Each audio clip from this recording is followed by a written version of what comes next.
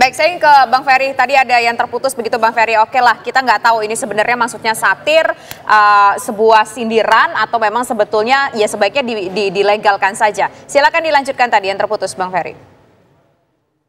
Pertama, sebenarnya kalau penyelenggara pemilu dan aparat betul-betul bertugas dengan baik, selesai itu, terutama kalau disokong oleh teman-teman partai politik.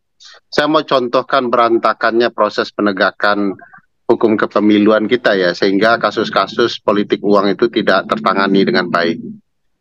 Misalnya di Bawaslu ada sentra gakumdu, isinya itu Bawaslu, kepolisian dan kejaksaan. Kalau sentra gakumdu menangkap orang yang membagikan uang sebagai temuan, mereka akan tangani dan dianggap terpenuhinya unsur terjadinya politik uang.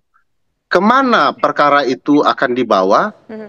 Uniknya bukan langsung ke pengadilan, tapi kembali lagi ke institusi kepolisian. Nanti akan lanjut ke kejaksaan, padahal di sentra gakumdu itu sudah ada polisi dan jaksanya. Mestinya langsung itu P21 langsung disidangkan dan diputuskan. Baik. Nah, ini kerumitan yang dibuat oleh teman-teman di pembentukan undang-undang itu sendiri.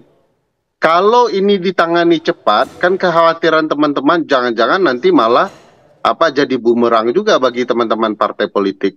Nah, ini problematika yang perlu betul diselesaikan.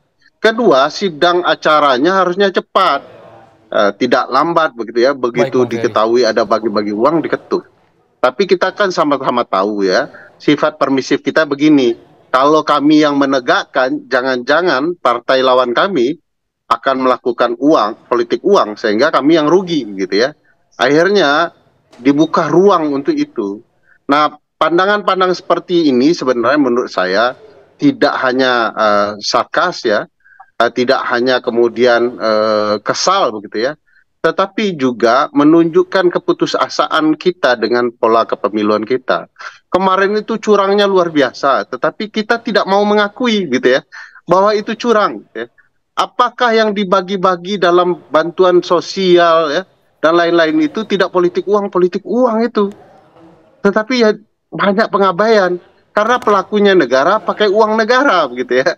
Baik. Jadi bagi saya ini perlu dicermati untuk diperbaiki. Untung ada yang bicara seperti ini untuk kemudian menyampaikan agar kita mampu terbuka mengkoreksi ini. Saya sepakat dengan Bang Deddy ya bahwa ini sesuatu kemunafikan kalau kita abaikan. Bang Ferry. Tapi saya tidak setuju kalau ini diperbolehkan gitu ya. Ini harus dilawan untuk dipastikan agar ketentuan undang-undang kita mampu membuat jerak dan demokrasi kita kian baik. Baik, demokrasi kian baik ya Bang Ferry. Kita langsung ke Bang Deddy Sitorus. Tidak hanya karena cukong, tapi juga karena uang negara juga tidak boleh. Berbicara soal cukong, nah baik. Bang Deddy Sitorus, kalau kita lanjutkan kalimat dari Pak Hugua ini, jangan sampai nanti pemilu ini yang jadi pemenangnya cuma saudagar-saudagar, bukan lagi pertarungan para politisi dan negarawan. Agar pernyataan ini tidak blunder dan dicerna baik oleh publik, gimana ini Bang Deddy? Karena disampaikan di forum, tayang pula di kanal YouTube-nya TV Parlemen. Bang Deddy Sitorus. Ya, itu artinya kan Pak Hugua jujur dengan kondisi realita yang terjadi di lapangan. Tidak mau sebagai anggota DPR beliau bicara fakta yang terjadi di lapangan. Soal cukong-mencukong misalnya saya kasih contoh pengalaman pribadi di dapil saya. Ada caleg yang dibiayai oleh cukong batubara yang kerjanya ngerusak lingkungan. Iya toh? Ada juga caleg-caleg di tempat lain yang biayain orang yang punya kepentingan di daerah itu interest. Ya, apakah itu perkebunan, izin, dan segala macam itu terjadi. Dan kita lihat banyak juga tidak hanya politik uang, tapi politik kekuasaan. Coba lihat yang banyak terpilih itu rata-rata pasti dari dinasti keluarga-keluarga penguasa, elit-elit daerah. Itu kan juga satu masalah, tidak hanya politik uang. Nah, kembali lagi sebenarnya, kita bangsa ini pemilunya mau kayak apa? Kalau ini berterusan, tidak ada harapan bagi perbaikan. Saya kasih contoh, Mbak. Di dapil saya bekerja 4 tahun penuh. Saya memperjuangkan rasio elektrifikasi desa dari 30% jadi 80%. Tapi yang pertama diserbu oleh lawan-lawan saya dengan politik uang adalah desa-desa di mana saya melakukan karya-karya sebagai anggota DPR. Saya kasih contoh. Ada satu sungai besar yang di situ ada ratusan desa, pemilihnya 18.000. Semuanya sudah saya bantu perjuangkan jadi punya listrik di rumah masing-masing. Ya saya cuma dipilih oleh sekitar 1.200 orang dari 18.000 pemilih. Ke depan kayak begini tidak ada anggota DPR yang nggak akan mau bekerja, Mbak. Karena apa? Dia udah kerja nggak ada guna ketika orang datang bawa satu suara itu 400.000. Kalau dia dibanding dengan anggota provinsi dan kabupaten per orang bisa 1 juta lebih. Jadi buat apa anggota DPR kerja capek-capek? Saya kasih contoh lain, ada desa yang saya bantu karena sangat pedalaman dengan ambulan air, speedboat. Itu waktu menyerahkan seluruh warga hadir nih. Ya saya dampingin, sembako juga mengalir tiap tahun. Pemilihnya 450, yang mirip saya cuma 72 orang. Lalu buat apa kita kerja di lapangan? Tunggu aja nanti hari H, serangan fajar, ya lalu dapat suara, kan jadi begitu ini makanya Pak Hugua memberikan alarm pada kita. Ini mau demokrasi kayak apa yang kita mau teruskan? Kembali ke soal Gakumdu, saya kasih contoh. Saya ini pernah di BAP oleh yang namanya Gakumdu.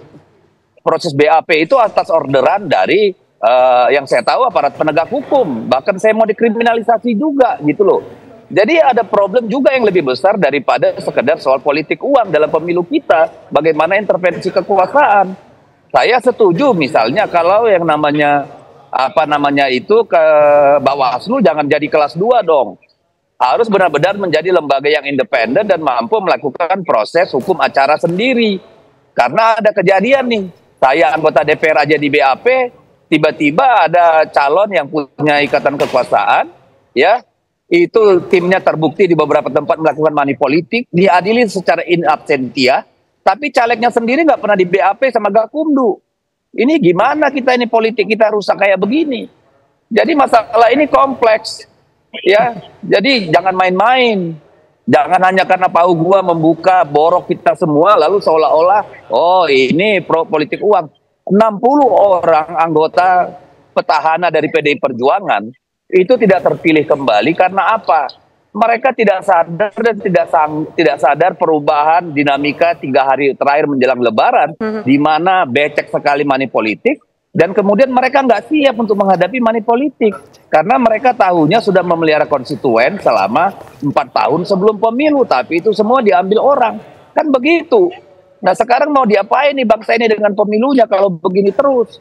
Itu pertanyaan mendasar dari Pak Hugua. Ya udah kalau begitu ya legalin aja sekalian, tapi kasih tahu tuh Gakumdu, gua lemparnya di sini di situ.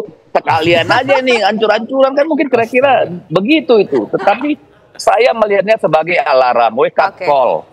Ya, ini gimana kita mau perbaiki ini? Gimana caranya memperbaiki? Jadi jangan ribut soal mau legalisasi politik uang, tapi bagaimana memperbaiki pemilu kita biar nggak terus-terusan kotor begini. Oke, Mbak, arti yang kita tangkap ini adalah sebuah sindiran mengenai sistem penyelenggaraan pemilu di Indonesia dan begitu banyaknya money politik di Indonesia. Terakhir kita ingin ke Bang Mustafa. Bang Mustafa, dengan mendengar pernyataan-pernyataan dari Bang Mustafa tadi, kemudian juga apa yang disampaikan oleh Bang Deddy Sitorus tadi, masih mau nyalek lagi nggak di periode berikutnya atau masih mau jadi wakil rakyat lagi nggak? Pak Prabowo itu menjadi presiden itu setelah 4 kali nyalon. Jadi kesabaran beliau itu patut ditiru gitu. Jadi jangan kemudian orang yang istilahnya itu dikait-kaitkan dengan kecurangan. Sabar mereka. Apalagi kita yang memiliki tujuan mulia untuk memperbaiki demokrasi ini, nilai-nilainya harus kita perkuat. Jadi jangan kemudian karena kita jadi korban kecurangan, kemudian dikadalin sama rezim, kemudian kita putus asa. Saya memaklumi itu Pak Bang Deddy itu sama PDIP karena itu gabungan antara putus asa dengan tanggung jawab ya, karena selama ini kader beliau Pak Jokowi itu dianggap nakal ya, nggak bisa dikendalikan. Akhirnya Pak Deddy dan kawan PDIP itu menjadi marah, akhirnya apa? Ya itu tadi mengeluarkan kata-kata, sudahlah kita jahat semua sekalian, jadi Machiavelli sekalian gitu kan.